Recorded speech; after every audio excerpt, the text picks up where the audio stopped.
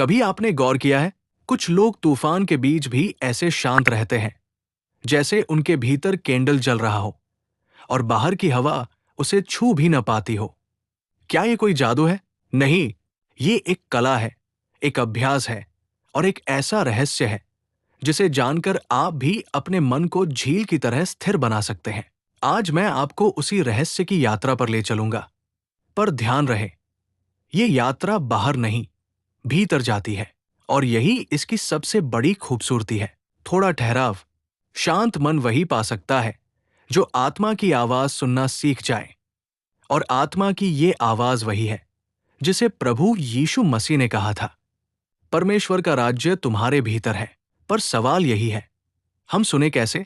जब मन हर पल बोलता रहता है, जब विचारों की भीड़ एक सेकंड भी रुकती नहीं, तब पिता परमेश्वर की धीमी फुसफुसाहट तक पहुंचेंगे कैसे?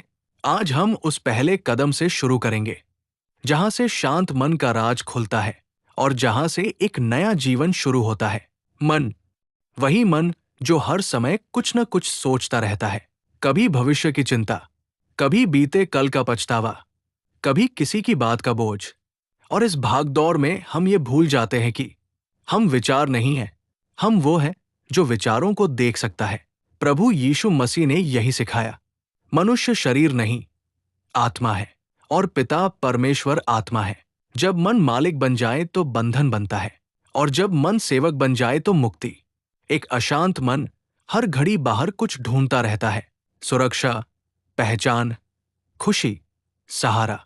लेकिन जितना ढूंढता है उतना ही खाली होता जाता है, क्योंकि वो भूल जाता है कि पिता परमेश्वर ने शांति को बाहर नहीं, भीतर रखा है। आपने देखा होगा, जब मन अशांत होता है तो भोजन फीका लगने लगता है, रिश्ते बोझ बन जाते हैं और रातें लंबी हो जाती है।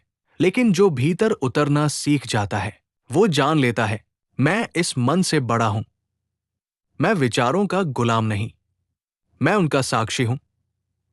और यही साक्षी होना पहला रहस्य है। कभी ऐसा हुआ है आपके साथ कि कुछ पल के लिए सब शांत हो गया हो? कोई डर नहीं, कोई चाह नहीं, बस एक मौन। वही क्षण ध्यान की पहली झलक है, वही क्षण आत्मा का पहला स्पर्श है और वही क्षण है जहां पिता परमेश्वर की उपस्थिति महसूस होती है।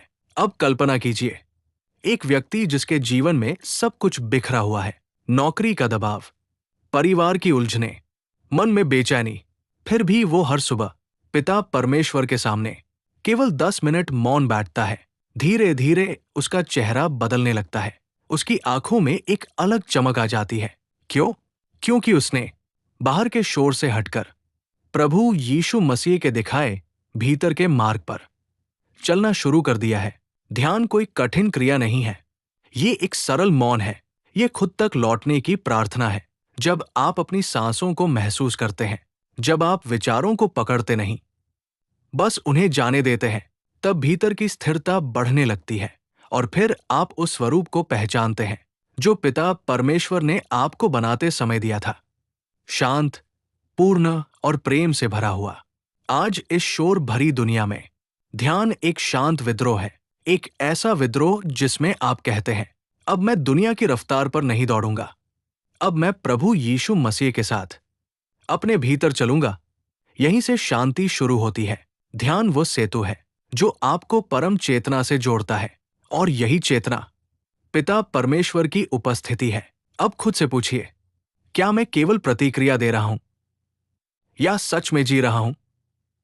क्योंकि शांत मन ही स्पष्ट देखता है और स्पष्ट देखने वाला मन पिता परमेश्वर की इच्छा को समझ पाता है।